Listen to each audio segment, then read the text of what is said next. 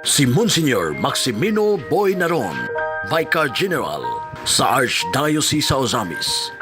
Niadtong Marso 11 nining tuiga, gisaulog sa Diocese sa Roma ang adlaw sa pag-ampo o pagpenitensya. Samtang nagsagubang kita sa pagkuyanap sa coronavirus sa tibuok kalibutan, atol sa maong kasaulugan, gipiyal kita ni Papa Francisco ngatos mahal nga Birhen Maria. Gilagda sa atong Arsobispo, Most Reverend Martin Sarmiento Humuad Didi, nga atong iampo ang maong pag-ampo. Mao kini ang pag-ampo. Sa ngalan Samahan ug sa Anak ug sa Espiritu Santo. Amen. Pagampo ni Papa Francisco ngadto sa atong inahan nga si Maria, kaayuhan sa masakiton, batok sa COVID-19.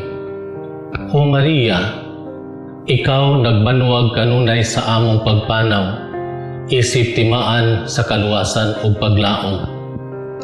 Nagtugyan kami sa among mga kaugalingon kanimo, kaayuhan sa masakiton. Sa tiilan sa krus, ikaw misalmot sa kasakit ni Jesus, ubag makanunayong pagtuo. Ikaw, kaluwasan sa tanang katauhan, Romanhon, Pilipinhon, misamisnon. Nasayod unsay among gikinahanglan. Kami sigurado nga ikaw mohatag aron sama sa imong gihimo didto sa kasal sa Kana sa Galilea.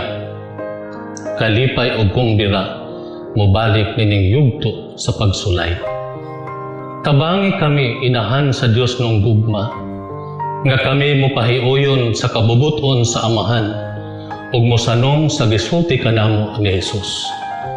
Siya nga mipasan sa among mga kasakit, ug mibati sa among kasubo, aron kami dalhon, pinaagi sa krus, ngadto sa kalipay sa pagkabanhaw. Nagadagok kami ubos sa imong panalipod o balaang inahan sa Dios. Ayaw ibaliwala ang among mga pangaliupo. Kami nga karon gisulayan ug luwasa kami sa matag katalagman o mahimayaon ug bulahang Birhen. Amen. Sa ngalan Samahan ug sa Anak ug sa Espiritu Santo. Amen.